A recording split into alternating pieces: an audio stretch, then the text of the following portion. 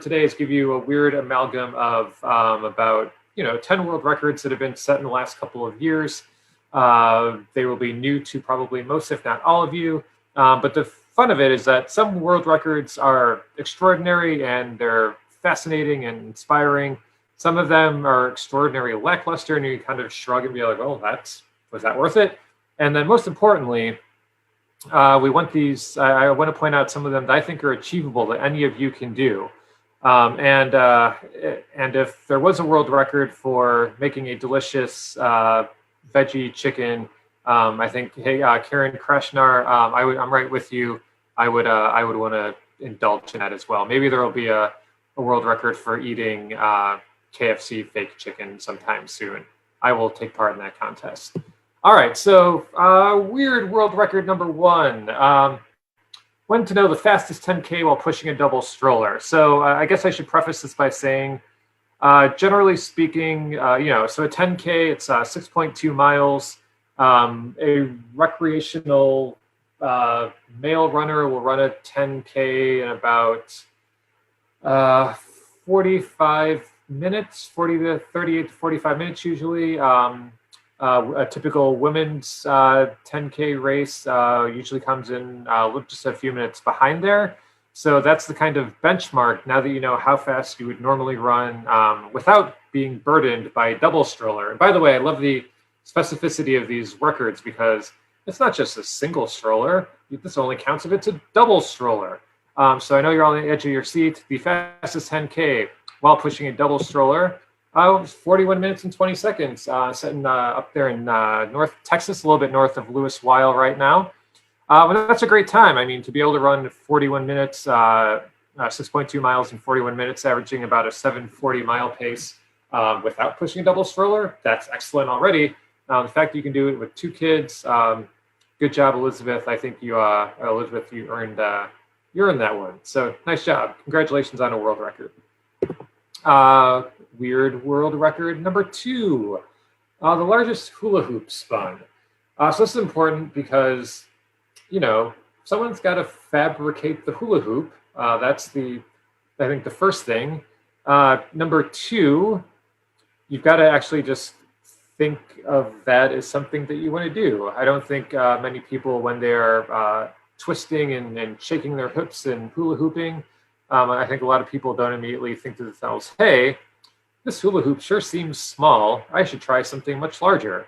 And then third of all, I think most people don't consider that you need a safety harness and gloves to really make sure that you're going to execute your large hula hoop spinning as well as possible. Clearly, this person did because she has got her harness, her vest, and her gloves. She's ready for some large hula hoop action. And so you might want to know how big that hula hoop is. It's 17 feet in diameter. So Getti there in Vegas. It's nice to know that this record was set back in late 2019. But it's good to know that if we look back again, that she could safely social distance with people on either side, have a conversation according to CDC guidelines, and that would be okay. So maybe that's what she had in mind back in 2019. Maybe she was prophetic.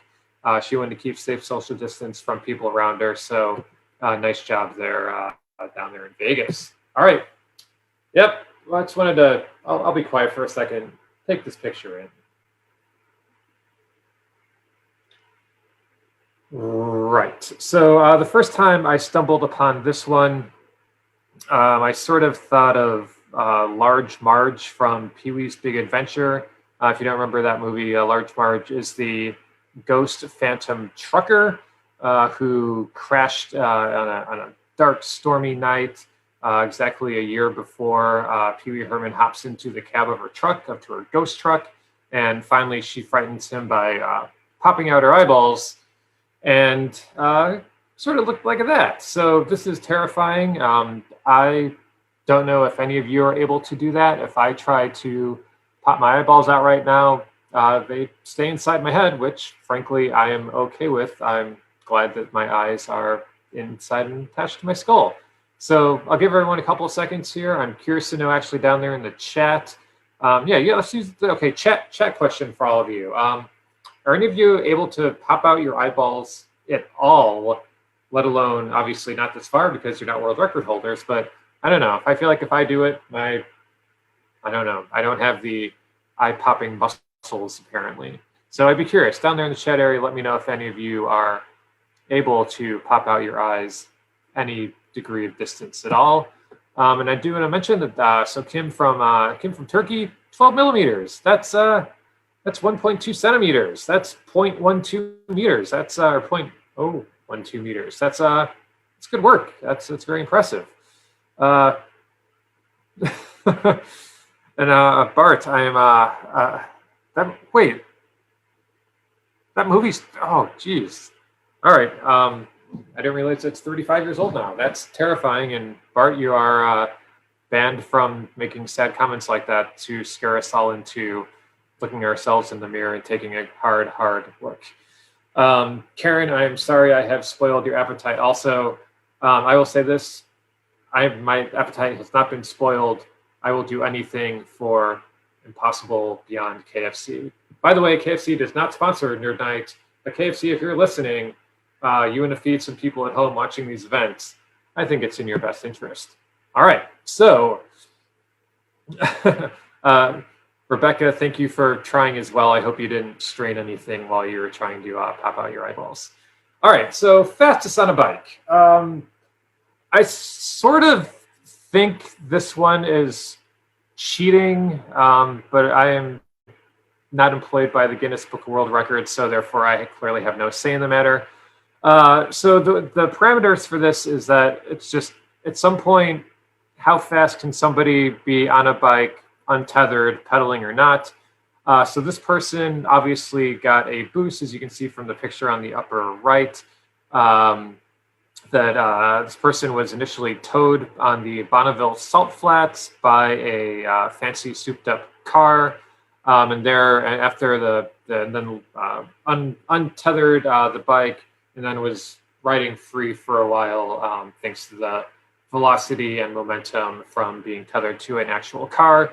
So I think it's cheating a little bit. I feel like it should be entirely a self-powered thing. How fast can you get up to speed? So I guess maybe the credit for this one goes more to the people who, the engineers who made the bike, perhaps more than the rider himself. So this is, this is herself. This was Denise, and she topped 100, she got to 183 miles per hour down there in the Bonneville Salt Flats in Utah. I guess that would be terrifying to eventually be on a bike just by yourself going 183 miles an hour. It's terrifying probably to be in a car going 183 miles an hour. Nonetheless, I feel like the engineers should really be the winners of this award, getting the recognition versus the sort of stunt test pilot, I guess, for lack of a better term for Denise. All right, let's move right along here. Largest sticker ball. Any of you were in maybe middle school or elementary school, I had a collection of baseball stickers of baseball players back in the early 80s. 1982 Topps in particular had 1982 Fleer had quite a good little collection of stickers that they made that came with a nice sort of silver pewter border. They were fantastic. For some reason, they had a lot of Atlanta Braves stickers. I don't know why. I seem to get those in the pack more often than any others. But we all had, a lot of people had scratch and sniff stickers. Those are obviously wonderful as well. It's a nice way to gross out your friends. But I don't know, bumper stickers, we all have those. But how many times have you ever thought, maybe I should stick all of these together and see what happens? This is a little bit reminiscent. My sister went to Northwestern University up there in north of Chicago. And they have a tradition there. There is a rocks on their campus that apparently started out as a pebble. And after 100 some odd years, what they do is people from class, when they graduate, they just get a piece of, or they paint over the rock. And over like 100 years, the pebble is now like this big, and it's just a giant paintball, basically full of actual paint, similar to what this charming young man had in mind. So largest sticker ball, 200,000 stickers, 231 pounds. That's quite the sticker ball. So I think even if any of you do have large sticker collections, or your kids or nephews or nieces have large sticker collections, if they got 200,000 and 201,000 stickers, you might be able to take down John Fisher. All right, next one, largest knitting needles. This is important. So you see that this person, she's got her needles inside of a structure. However, what you need to know is that first, they are 14 and a half feet long.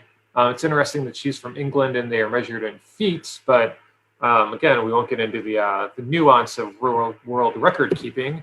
But apparently to actually make them, to be able to actually knit yarn, which she can do, she's actually got to go outside to actually do the knitting, because when you have a total of 29 feet of knitting needles side by side, it's hard to find an indoor space to safely do that. So she does knit her giant yarn with her giant needles outside. So next time you need some, so if you think you could just go to the wood shop and make a something that's 14 feet 7 inches, you could possibly take down Elizabeth.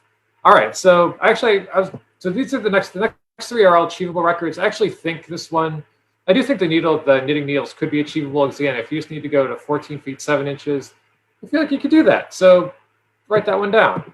All right, so got 2.5 minutes left here. We're going to talk about three possible records. Number 1, most pencils in a line. What does that mean? That means literally just putting pencils, eraser to tip, eraser to tip, eraser to tip. Doesn't sound particularly challenging or demanding. These people have a nice, smoothly built wooden track to make sure that they have some integrity in their lines. Need 2,100 pencils. I don't know. You can go to Staples. I buy for Nerd Nite Trivia in New York. I buy 50 packs of pens. It's like $3. I could buy 40 packs of those. Well, in this case, 44 packs of those, and break the record just from buying pens. So I think this is highly achievable. If any of you have 2,139 pencils lying around, you put them tip to eraser, and you will be a record holder.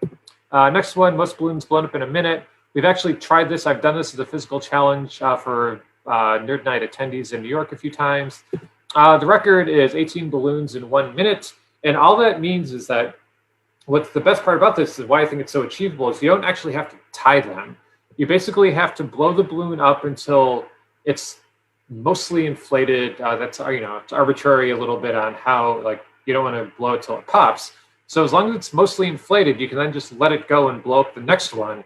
So that's not that bad. So it's a balloon every 3 seconds basically. The only hard part that I will say with this is that just getting it lined up on your lips correctly while you're doing it really quickly, that's the hardest part. But then just 2 big breaths and you can do it. So try it, just don't pass out. And it is nice to know that he did overcome globophobia to break this record. He was afraid of balloons. So there you go. So try that one. And then last one, longest tortilla throw. Some of you have seen me talk about this before. We presented this back in September of 2019. Longest tortilla throw, point out this has to be a standard 10-inch tortilla, not a mini 6-inch tortilla. Has to be raw, has to be circular, and you have to throw it as a frisbee. You can't just like ball it up and throw it as a baseball. The world record here, it's 54 feet. If any of you are sports fans, in baseball, it's 60 feet 6 inches from home plate to pitcher's mound. I pitched in high school and growing up. When I saw this record, I'm like, that's nothing. 60 feet is nothing. So I tried it with the bar, with one of the operations bar managers at the bar. We both broke the record on our first tries. Literally, on my first throw, the record was 54 feet. I got 95 feet. Gabe from my venue from Littlefield, he threw one next, got to 101 feet. I went again, got 105 feet. He went again, got 108 feet. So literally on our first 2 tries each, we more than doubled the record. So we didn't have anyone recording it officially, so we know that we did it. We actually ended up doing it afterwards, had like 100 witnesses. So if any of you want to call the people of Guinness, just get your and get them on site to watch. You can easily be the record holder for tortilla throwing. So that is all. So please do try to achieve those. I think those are very achievable records. I hope you learned a little bit about some weird things. Go try to make some big knitting needles, put some pencils, tip the eraser, and yeah, break a record. Why not? It'll be a good thing to do to close out a weird year. Go to nerdnite.com to find a Nerd Nite event near you. And don't forget to subscribe to our channel for our latest presentation.